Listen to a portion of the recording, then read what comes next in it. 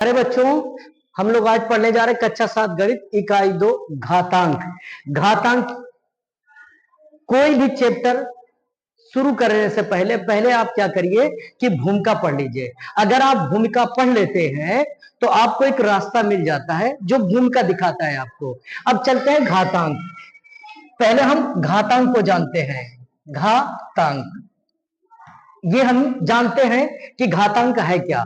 देखिए बेटा, जैसे लिखा है x पर 2 की घात, x पर 2 की घात।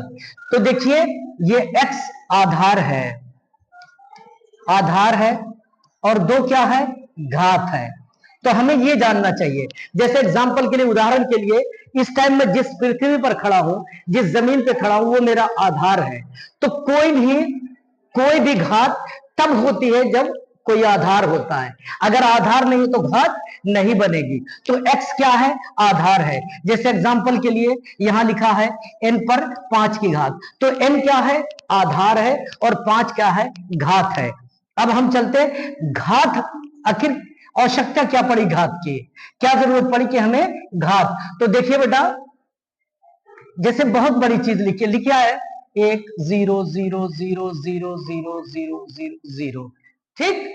हम देखेंगे इसमें कितने जीरो, 1 2 3 4 5 6 7 8, 8 जीरो इसमें लगे हैं।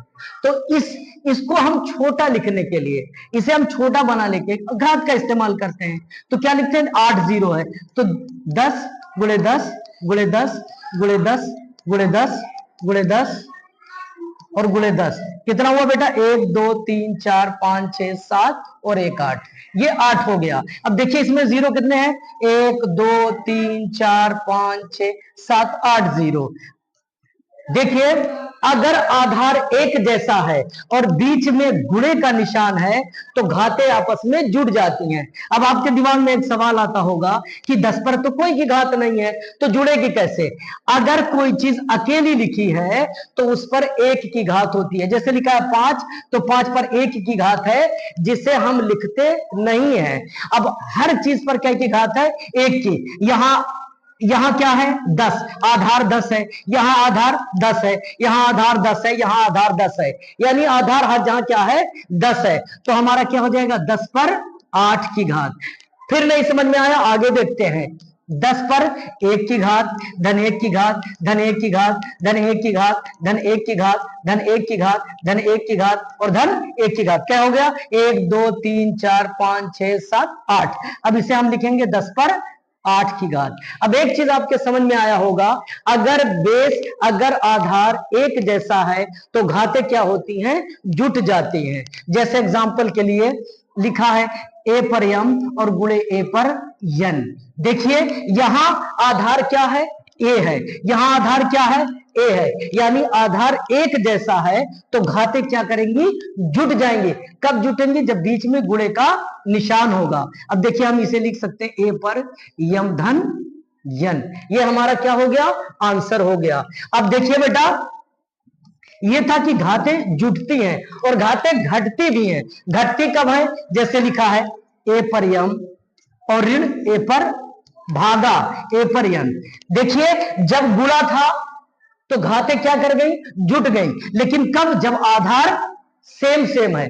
अब यहां क्या है, आधार सेम है लेकिन बीच में आधार एक जैसा है, परंतु बीच में भाग का निशान है। तो अगर बीच में भाग का निशान होगा तो घातें क्या करेंगी, घट जाएंगी। अब हम लिखेंगे a पर m और ऋण n।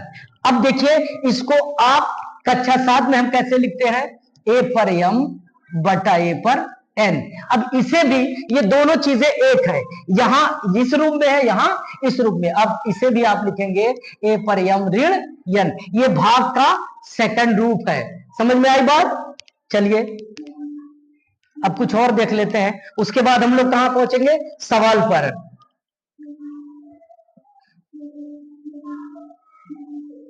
देखिए लिखा है 0.00001।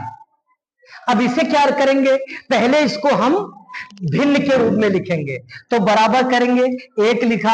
अब देखो बेटा, अगर आपके एकदम समझ में नहीं आ रहा है तो जहां दशमलव है वहां 1 लिख दीजिए। लिख दिया, दशमलव के स्थान पे आपने क्या लिख दिया? 1। अब गिन लीजिए, 1 2 3 4 5। क्या 0? 1 2 3 4 5 0 लिख दीजिए।